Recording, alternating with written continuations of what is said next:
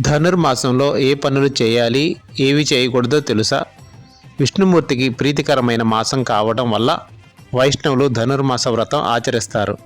గోదాదేవి ధనుర్మాసమంతా విష్ణు వ్రతం చేపట్టి స్వామిని కీర్తించింది. సూర్య దేవాలయాలు, వైష్ణవ ఆలయాలను దర్శించుకుంటే ఎంతో పుణ్యం లభిస్తుందని చాలామంది నమ్ముతారు. ఈ ధనుర్మాసం విష్ణువుకి చాలా ప్రత్యేకమైనది. తిరుమలలో ధనుర్మాసం నెల రోజులు సుప్రభాతం బదులు తిరుప్పావై గానం చేస్తారు. విష్ణు ఆలయాల్లో ఉదయం అర్చనలు చేసి నివేదనలు చేసి వాటిని పిల్లలకు పంచుతారు. ఇలా చేయడాన్ని బాలభోగం అంటారు. అలాగే ధనుర్మాసం దేవతలకి బ్రహ్మ ముహూర్తం లాంటిది. అయితే ఈ కాలాన్ని కొన్ని ప్రాంతాల్లో శూన్యమాసంగా భావిస్తారు. ఈ సందర్భంగా ధనుర్మాసంలో చేయాల్సిన పనులేమిటి, చేయకూడని పనులేమిటి, ఆచరించవలసిన పద్ధతులేమిటో ఇప్పుడు తెలుసుకుందాం. విష్ణువు ఆరాధన హిందూ పురాణాల ప్రకారం మార్గశిర మాసంలో శ్రీ మహావిష్ణువుకి ఎంతో ప్రత్యేకమైనది. ఈ కాలంలో గాయత్రి మంత్రాన్ని జపిస్తే మంచి ఫలితాలు వస్తాయని పండితులు చెబుతారు.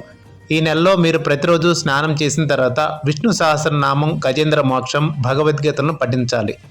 ఇలా చేయడం వల్ల మీకు కష్టాల నుండి విముక్తి లభిస్తుంది. ఈ మాసంలో సూర్యోదయానికి ముందే అంటే తెల్లవారుజామున బ్రహ్మముహూర్తంలోనే నిద్ర లేవాలి.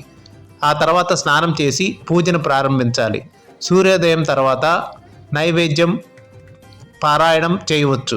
సాయంకాలం సమయంలో నక్షత్రాలు వచ్చే సమయంలో విష్ణుమూర్తిని ఆరాధిస్తే గొప్ప ఫలితాలు వస్తాయట. ధనుర్మాసంలో కనీసం ఒక్కరోజైనా శ్రీ మహావిష్ణువును పూజిస్తే ఎంతో పుణ్యఫలాలు దక్కుతాయని నమ్ముతారట. ఈ మాసంలో నూనె స్నానాలకు ప్రత్యేకమైనదట. ఈ సమయాన్ని పవిత్రంగా భావించినప్పటికీ ఈ కాలంలో ఎలాంటి శుభకార్యాలు చేయకూడదనేది నిబంధనలు ఉన్నాయి. ఇది జనవరి 14వ తేదీ వరకు ఉంటుంది. ముఖ్యమైన పనులు వాయిదా. జ్యోతిష శాస్త్రం ప్రకారం ఈ కాలంలో సూర్యుని ప్రయాణం చాలా నెమ్మదిగా సాగుతుంది. గురుడి ప్రభావం కూడా తక్కువగా ఉంటుంది. ఈ కారణంగా దేవుడి పూజలతో పాటు కొన్ని శుభకార్యాలు నిషేధించబడ్డాయి.